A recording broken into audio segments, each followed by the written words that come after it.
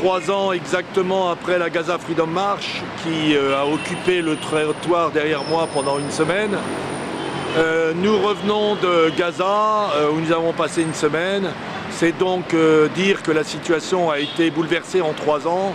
Évidemment, elle l'a été grâce aux événements en Égypte, au soulèvement du peuple égyptien qui a renversé Moubarak. C'était Moubarak qui nous avait empêché il y a 3 ans même de partir du Caire, qui avait interdit que les autobus nous emmènent à Gaza.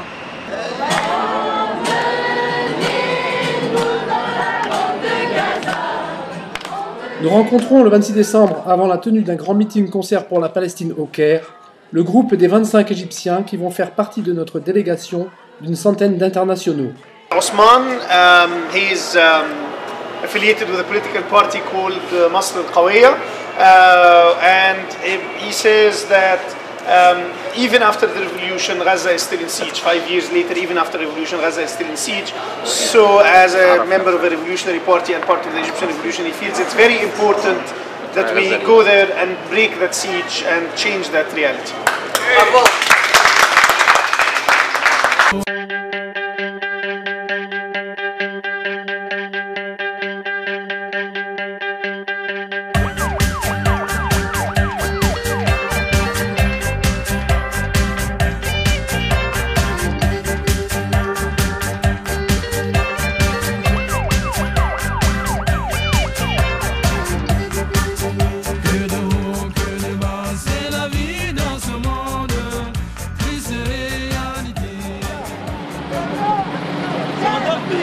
Colette Dupéret. Paul Dupéret. Stéphanie Malavar.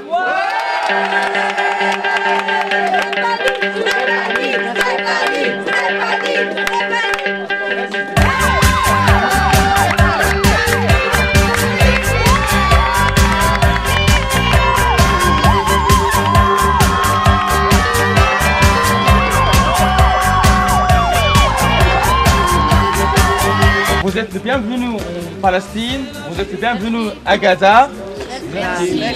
Dorian, je vous en prie. Nous débarquons avec 1 tonne de médicaments à l'hôpital Shifa.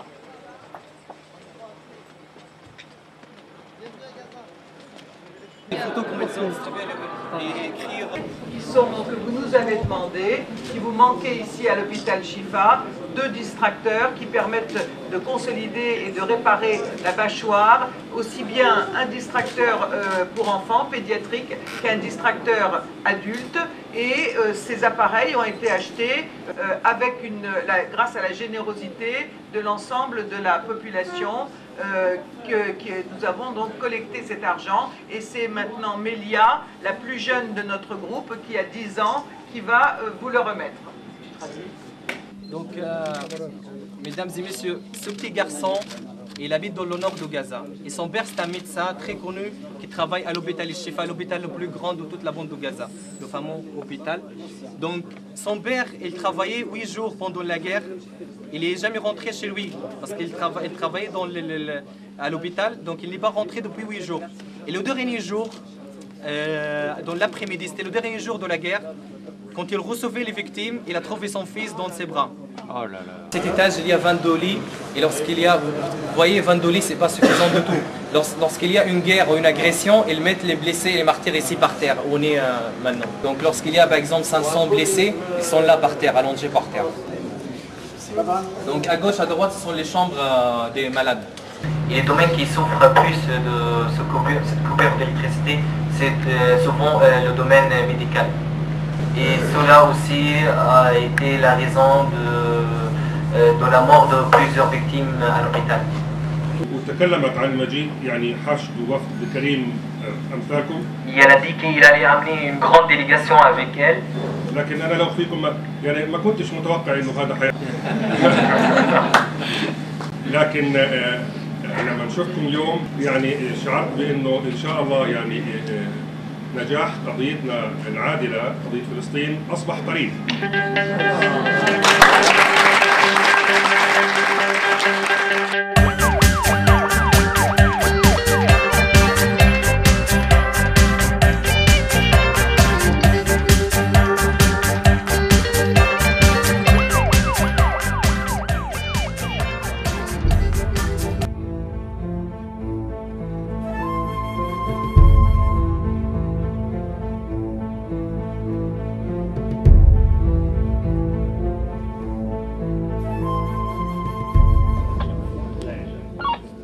Attaque israélienne de novembre 2012, 164 morts et des milliers de blessés, mais aussi d'importantes destructions dans celle du grand stade Palestine de Gaza et celle du bâtiment de l'état civil.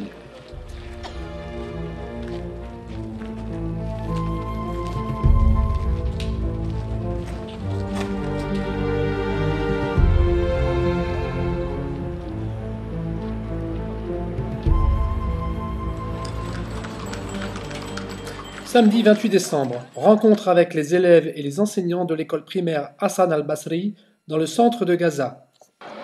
Faute de place, le blocus empêchant l'entrée des matériaux de construction, les garçons ont cours le matin et les filles l'après-midi.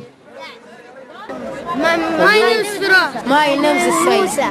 Hussein. My name is Mbias. My name is Adam. My name is Muhammad.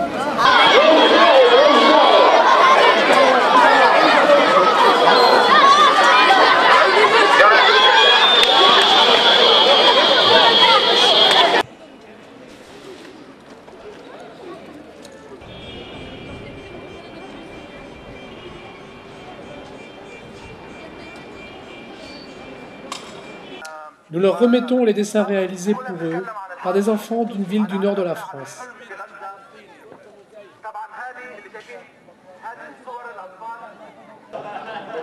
Au lycée voisin Al-Carmel, nous sommes frappés par le sérieux et la maturité des adolescents. Doctor. Sport and music.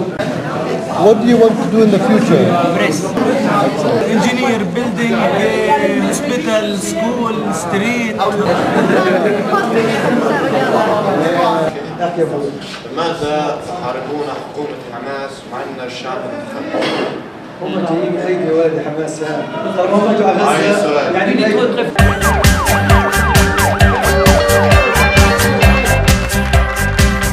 Le directeur du lycée nous remet un souvenir, un tableau fait par des lycéens.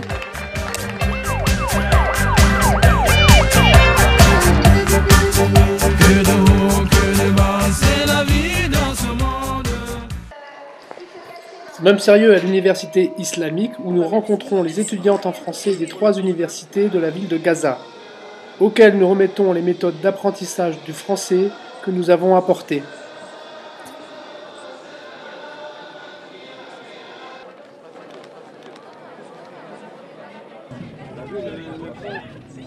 Nous nous rendons le même jour au camp des réfugiés de Khan Younes, au centre de la bande de Gaza. Pendant la dernière guerre de novembre, cette maison, ça c'est tout récent alors. Pour une maison de 3 étages, comme vous voyez, ça a été rasé jusqu'au sol.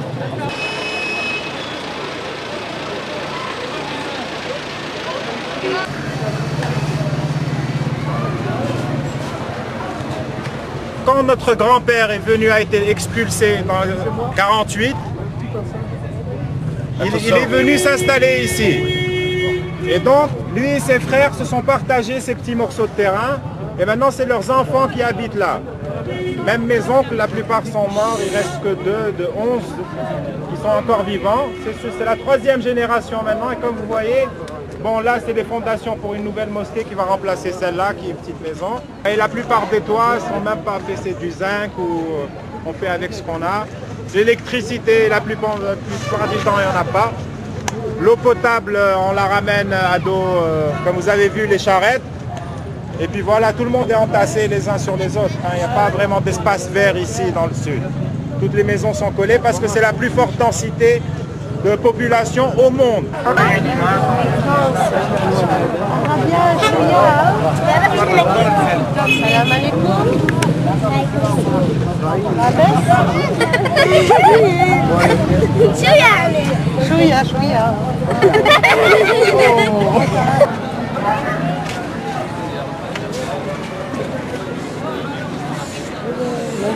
ايوه هي يوسف تعال تعال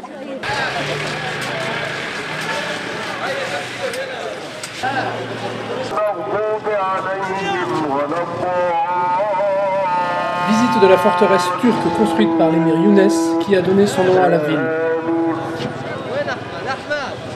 Et le soir, Souleymane Baraka, célèbre astrophysicien, président de la chaire d'astronomie de l'UNESCO, nous offre une séance d'observation du ciel, Jupiter avec ses 4 lunes, quand les F-16 et autres engins de mort israéliens ne quadrillent pas l'espace aérien.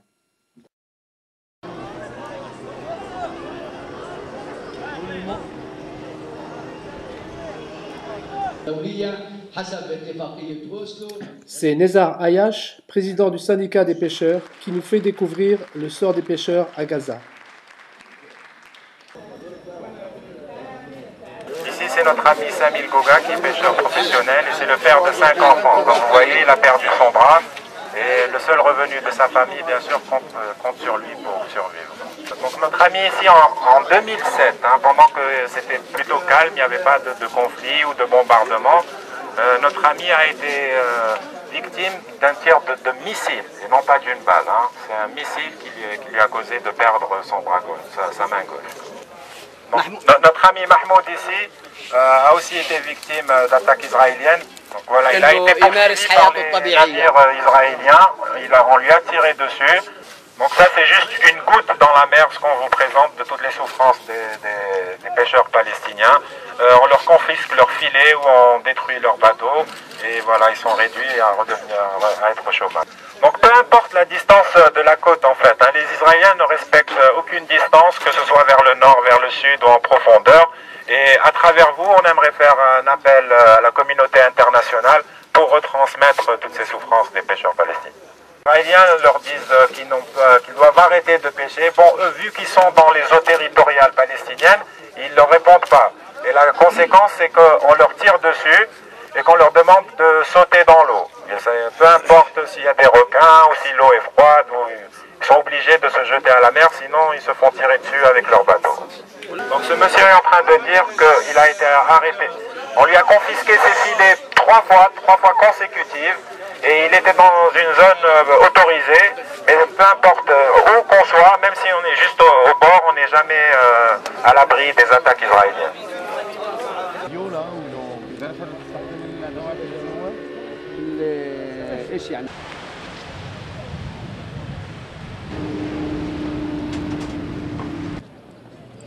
Nous nous arrêtons au monument érigé à la mémoire des victimes turques du Mavi Marmara, lâchement assassiné par Israël dans les eaux internationales le 31 mai 2010, alors que ce bateau apportait de l'aide humanitaire aux Gazaouis. Et nous rendons également hommage au militant italien Vittorio Arrigoni, assassiné à Gaza le 15 avril 2011.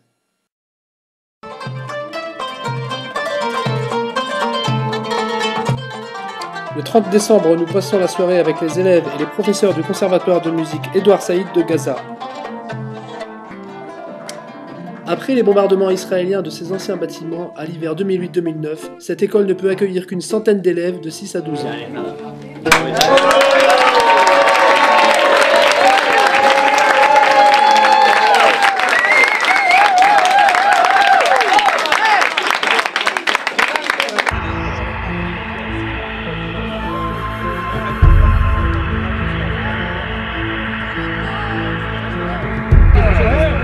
Mes amis, il y a 1 mois, on ne peut pas arriver ici.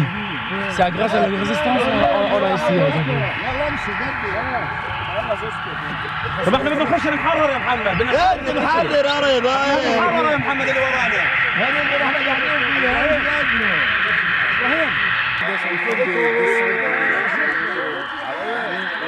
Et nous sommes dans une zone frontière. Et avant la guerre, ça veut dire il y a un mois, cette zone était interdite aux Palestiniens, c'est la zone tampon, et on n'avait pas le droit d'être là.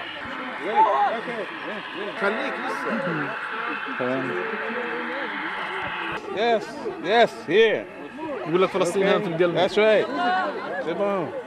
De la population dans la bande de Gaza parmi les plus élevées densités au monde. C'est plus que 4600 habitants pour 1 km². Et si on parle de la terre agricole à peu près 30 km².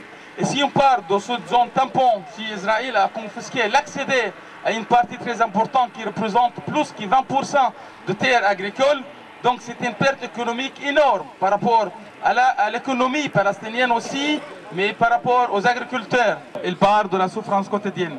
L'objectif israélien, ce n'est pas seulement l'arrachage des arbres fruitiers, mais la destruction totale la destruction totale des bâtiments, des arbres, du type de sol, la destruction de la volonté d'un peuple qui vit à résister.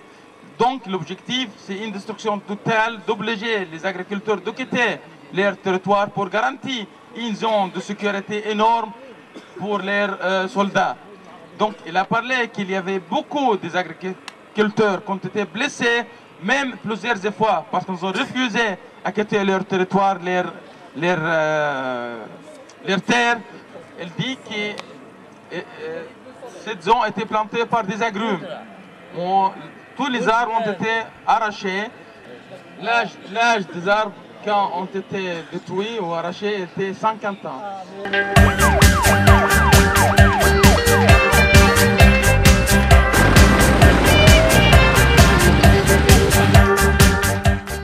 Rencontre avec l'équipe de foot du club El Hilal sur le terrain de Netzarim, au beau milieu de la bande de Gaza, occupée jusqu'en 2005 par des colons israéliens.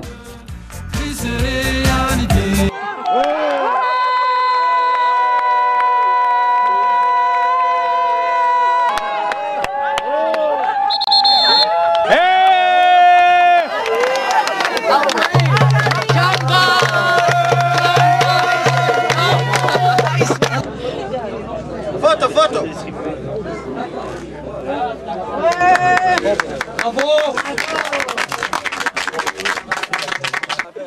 هذا الشيء ما فيش حد فاهم الشيء.